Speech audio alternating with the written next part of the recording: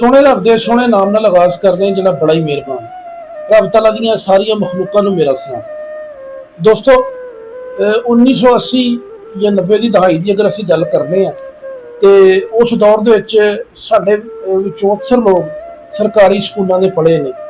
तो दोस्तों सानूं भी ये आगाज हासिल होया कि असीं अपने उन्हां सरकारी स्कूलों च पढ़े हैं। तो दोस्तों उदों साडे बस्ते का एक बड़ा ही लाजमी हिस्सा जिहड़ी चीज़ हुंदी सी वो हुंदी सी कलम दवात ते एक तख्ती हुंदी सी। दोस्तों तख्ती एक लकड़ी की फटी हुंदी सी और जिहदे उत्ते असीं कलम दवात दे नाल लिखदे सी। दर हकीकत साडी खुशखती नूं लिखाई की खुशखती वास्ते सानूं प्रैक्टिस करवाई जाती सी। अज भी अगर जिहड़े साडे पुराने लोग ने जिहड़े भावें घट पढ़े ने लेकिन अगर तुसीं देखोगे उन्हां दी लिखाई बहुत अच्छी होएगी। कि मेरे बहुत ज़्यादा तजर्बे च गल आई है कि जिहड़े लोग पुराने सरकारी स्कूलों में पढ़े ने उन्हां दी लिखाई हमेशा बड़ी अच्छी होंदी। तो दोस्तों की वजह यह है कि उस दौर दे विच बच्चियां नूं तख्ती दे नाल और कलम दवात का इस्तेमाल करदियां होया खुशखती की बड़ी प्रैक्टिस करवाई जाती सी। तख्ती का जो एक दफ़ा बच्चा उन्होंने लिख लेंदा सी तो दोस्तों उन्होंने दोबारा तो पोचा ला के रीफ्रैश किया जाता सी। ओदी जिहड़ी लिखाई सी पहले वाली खत्म हो जाती सी ते ओह नवें सिरे तो लिखाई वास्ते तख्ती तैयार हो जाती सी। दोस्तों जिहड़ा पोचा हुंदा सी लकड़ी की उस फट्टी दे उत्ते एक गाची हुंदी सी सीमण तरह की एक ठोस चीज़ ओनू पानी नाल गिला करके उहदे उत्ते मलिया जाता सी। और दोस्तों यह मतलब इस तरह किया जाता सी कि तख्ती नूं सीधा खड़ा करके फड़ लिया जाता सी ते गाची नूं मल के अच्छी तरह सीधा हथ रख के थल्लियों उपर नूं ओहदा पोचा ला दिता जाता सी। फिर उहदे उत्ते कच्ची पेंसिल नाल लैणां वाईयां जांदियां सी ते दोबारा तो प्रैक्टिस शुरू हो जाती सी जिहदे उत्ते उस्ताद उस वक्त सानूं अलफबे लिखांदे सन और इमला लिखवांदे सन। ते दोस्तों तख्ती नूं लिखण दा अमल बार बार जारी रहिंदा सी और तकरीबन मैनूं याद है कि शायद कोई 5वीं 6वीं क्लास तक शायद 5वीं तक ये लाजमी अमल हुंदा सी।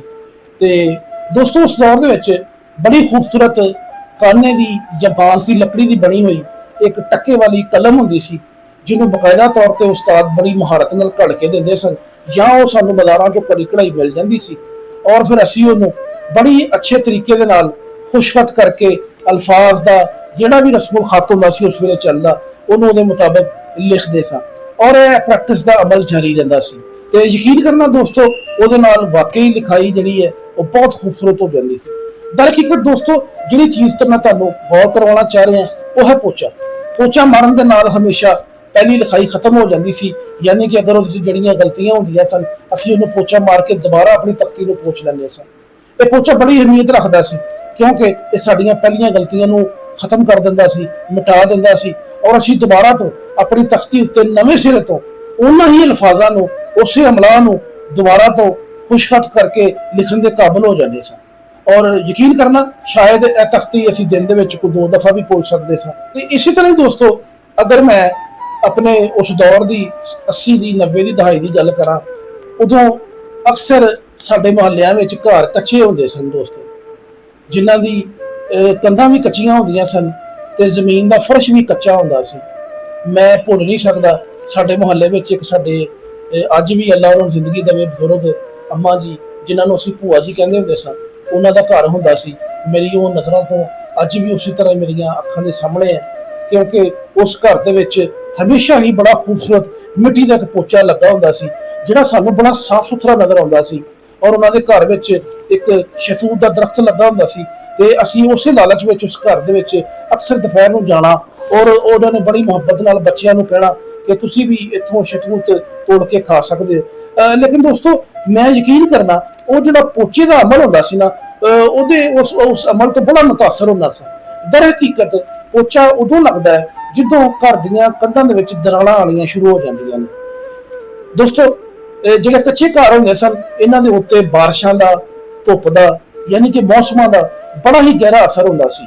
लिहाजा हर साल एक वक्त इहो जिहा आंदा सी कि जो बारिशां होण वालियां हुंदियां सन उस तो पहले पहले जिहड़े कच्चे घर दे मालक हुंदे सन वो अपने घरां दीआं दराड़ां नूं पुर करन वास्ते पोचा फेरदे सी।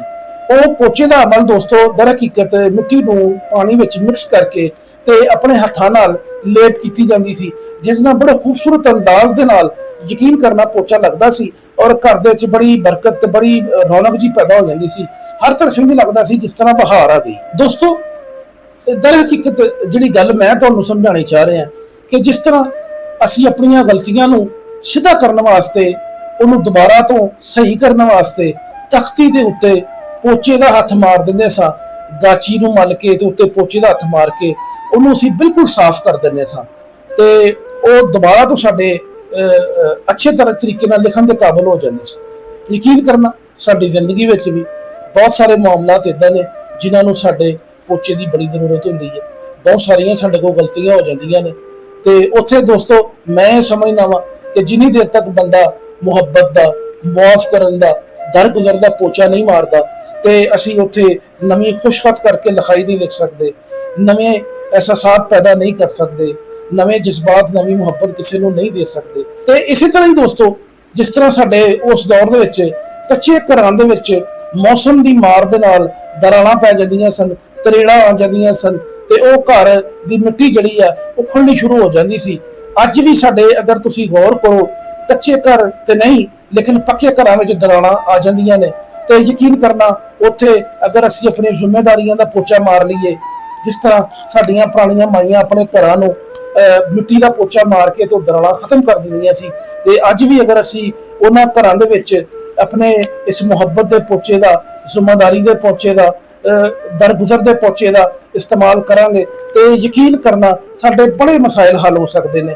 ਮੈਂ ਉਮੀਦ ਕਰਨਾ ਤੁਹਾਨੂੰ ਇਹ ਮੇਰੀ ਵੀਡੀਓ ਅੱਛੀ ਲੱਗੀ ਹੋਏਗੀ ਤੇ ਦੋਸਤੋ ਮੇਰੀ ਇਸ ਵੀਡੀਓ ਨੂੰ ਲਾਈਕ ਵੀ ਕਰਨਾ ਔਰ ਸ਼ੇਅਰ ਵੀ ਕਰਨਾ, ਮੇਰੇ ਚੈਨਲ ਨੂੰ ਸਬਸਕ੍ਰਾਈਬ ਜ਼ਰੂਰ ਕਰਨਾ।